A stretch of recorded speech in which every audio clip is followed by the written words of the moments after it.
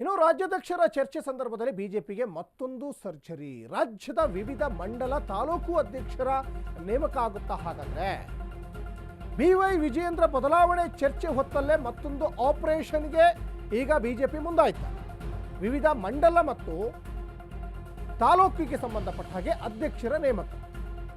ಈಗಾಗಲೇ ಜಿಲ್ಲಾಧ್ಯಕ್ಷರನ್ನ ಬಿಜೆಪಿ ನೇಮಕ ಮಾಡೇ ಆಗಿದೆ. ವಿವಿಧ ಜಿಲ್ಲೆಗೆ ಜಿಲ್ಲಾಧ್ಯಕ್ಷರ ನೇಮಕ ಆಗಿದೆ. ಈಗ ತಾಲೂಕು ಅಧ್ಯಕ್ಷರ ನೇಮಕ ಅಂದರೆ ರಾಜ್ಯದ ವಿವಿಧ ಮಂಡಲ ಮತ್ತು ತಾಲೂಕು ಅಧ್ಯಕ್ಷರ ನೇಮಕ ಮಾಡಲಿಕ್ಕೆ ಮುಂದಾಗ್ತಾ ಇದೆ. ರಾಜ್ಯಾಧ್ಯಕ್ಷರ ಚರ್ಚೆ ದೊಡ್ಡ ಮಟ್ಟದಲ್ಲೇ ಈಗ ಹೈಪ್ ಪಡ್ಕೊಳ್ತಾ ಇದೆ. ಈ ವಿಚಾರದ ಬೆನ್ನಲ್ಲೇ ಈಗ ಮಂಡಲ ತಾಲೂಕು ಅಧ್ಯಕ್ಷರ ನೇಮಕ ಮಾಡಬೇಕು ಅಂತ ಬಿವೈ ವಿಜಯೇಂದ್ರ ಬದಲಾವಣೆ ಚರ್ಚೆ ಹೊತ್ತಲ್ಲೇ ಈಗ ಮತ್ತೊಂದು ಆಪರೇಷನ್ಗೆ ಬಿಜೆಪಿ ಮುಂದಾಗ್ತಾ ಇಲ್ಲ. ಈಗಾಗಲೇ ಜಿಲ್ಲಾಧ್ಯಕ್ಷರನ್ನ ಬಿಜೆಪಿ ನೇಮಕ ಮಾಡ್ತಾ, ಆಮೇಲೆ ಜಿಲ್ಲಾಧ್ಯಕ್ಷರನ್ನ ನೇಮಕ ಮಾಡುವಂಥ ಸಂದರ್ಭದಲ್ಲೂ ಕೂಡ ವಿಜಯೇಂದ್ರ ಅವರ ಆಪ್ತ ವಲಯದಲ್ಲಿದ್ದವ್ರನ್ನೇ ನೇಮಕ ಮಾಡಿದ್ದಾರೆ ಅಂತ ಸಾಕಷ್ಟು ಬಿಜೆಪಿಯ ನಾಯಕರುಗಳು ಅಸಮಾಧಾನಗಳನ್ನು ವ್ಯಕ್ತಪಡಿಸಿದರು. ಇನ್ನು ಚಿಕ್ಕಬಳ್ಳಾಪುರದಲ್ಲೂ ಕೂಡ ಅಲ್ಲಿ ಸುಧಾಕರ್ ಕೂಡ ಅಸಮಾಧಾನವನ್ನು ವ್ಯಕ್ತಪಡಿಸಿದರು. ಬಿವೈ ವಿಜಯೇಂದ್ರ ಅವ್ರಿಗೆ ಯಾರು ಬೇಕು ಅವ್ರನ್ನ ಜಿಲ್ಲಾಧ್ಯಕ್ಷರನ್ನಾಗಿ ನೇಮಕ ಮಾಡಿದ್ದಾರೆ. ಯಾಕಂದರೆ ಸುಧಾಕರ್ ಅಸಮಾಧಾನ ಯಾಕೆ ವ್ಯಕ್ತಪಡಿಸಿದ್ರು ಅಂದರೆ, ನಾನು ಚುನಾವಣೆಯಲ್ಲಿ ಸೋಲಿಕ್ಕೆ 2023ರಲ್ಲಿ ಚುನಾವಣೆಯಲ್ಲಿ ಸೋಲಿಕ್ಕೆ ಅದೇ ವ್ಯಕ್ತಿ ಕಾರಣ, ಅಂಥವ್ರನ್ನಲ್ಲಿ ಜಿಲ್ಲಾಧ್ಯಕ್ಷರನ್ನಾಗಿ ಮಾಡಿದ್ದಾರೆ ಅಂತ. ಹೀಗೆ ಅನೇಕ ಕಾರಣಗಳಿದ್ದಾವೆ.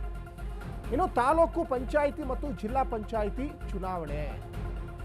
ಚುನಾವಣೆ ಮೇಲೆ ಕಣ್ಣಿಟ್ಟು ಮೇಜರ್ ಸರ್ಜರಿಗೆ ಈಗ ಸಿದ್ಧತೆಯನ್ನು ಮಾಡ್ಕೊಂಡಿದ್ದಾರೆ.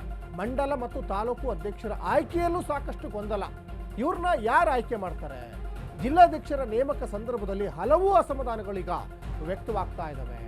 ಹಾಗಾಗಿ ಪಾರದರ್ಶಕವಾಗಿ ನೇಮಕ ಆಗಿಲ್ಲ ಅನ್ನುವಂತಹ ಒಂದು ಅಪಸ್ವರ ಇಲ್ಲಿ ಕೇಳಿ ಬರ್ತಾ ಇದೆ. ಯಾಕಂದರೆ ಈ ಹಿಂದೆ ಜಿಲ್ಲಾಧ್ಯಕ್ಷರನ್ನ ನೇಮಕ ಮಾಡುವಾಗಲೂ ಸಾಕಷ್ಟು ಅಳದು ತೂಗಿನೇ ಜಿಲ್ಲಾಧ್ಯಕ್ಷರನ್ನ ನೇಮಕ ಮಾಡಿದ್ರು. ಅದರಲ್ಲೂ ಸಾಕಷ್ಟು ಅಪಸ್ವರಗಳು ಎದ್ದು ಬಂದಿದ್ವು. ಈಗ ತಾಲೂಕು ಮತ್ತು ಮಂಡಲ ಅಧ್ಯಕ್ಷರ ನೇಮಕಕ್ಕೆ ಇನ್ನೇನೇನೆಲ್ಲ ಟೆನ್ಷನ್ ಶುರುವಾಗ್ತದೆ. ಇವ್ರನ್ನ ಯಾರು ಸೆಲೆಕ್ಟ್ ಮಾಡ್ತಾರೆ? ಇದರಲ್ಲೂ ಬಣದ ಬಡಿದಾಟ ಏನಾದರೂ ನಡೀತದಾ? ಹೀಗೆ ಅನೇಕ ವಿಚಾರಗಳು ಈಗ ಮುನ್ನೆಲೆಗೆ ಬರ್ತಾ ಇದೆ.